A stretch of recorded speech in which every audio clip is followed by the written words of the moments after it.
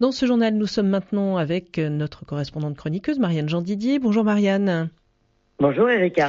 Et aujourd'hui Marianne, vous voulez nous mettre en quelque sorte face à une réalité, recycler le risque qu'on a fabriqué.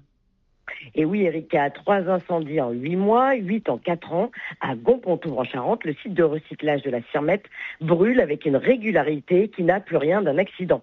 Le dernier, 1000 mètres cubes de carcasses de voitures parties en fumée, un panache noir visible à des kilomètres, 2 écoles évacuées le lendemain et des pollutions dont, avouons-le, nous ne connaissons pas encore les répercussions à long terme. Mais Marianne, pourtant, les mesures de l'air paraissent rassurantes.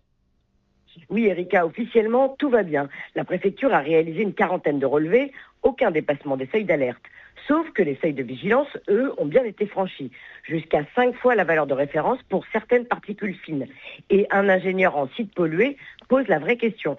Nos capteurs sont calibrés pour des moteurs thermiques, pas pour la combustion de plastique industriel. Ce qu'on ne mesure pas, ce sont les dioxines, les furanes, les métaux lourds, les polluants les plus toxiques connus pour l'homme, ceux qui flottent dans l'air des semaines, puis retombent dans l'eau et dans les sols. Mais attardons-nous sur ceux qui brûlent.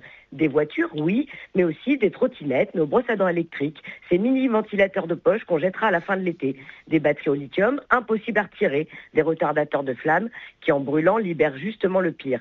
Le recycleur est au bout de la chaîne. Le risque, lui, est fabriqué bien en amont par une économie qui produit toujours plus d'objets électriques bon marché et toujours plus de déchets dangereux. Alors une question se pose évidemment naturellement, Marianne.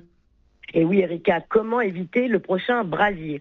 Pas seulement en surveillant l'usine, en agissant évidemment à la source. Éco-conception, batterie amovible, responsabilité réelle du metteur sur le marché, pas seulement du contribuable qui paye quand ça tourne mal. Et en acceptant une vérité inconfortable, dans un monde qui se réchauffe, ces stocks inflammables ne sont pas une exception. Ils sont sans doute déjà une norme à venir. Et cette fois, Erika, il n'y a pas eu de victime, retenons-le. Mais l'absence de drame humain, ici, ce n'est pas le résultat d'une stratégie, c'est de la chance. Et la chance, ça ne se planifie pas.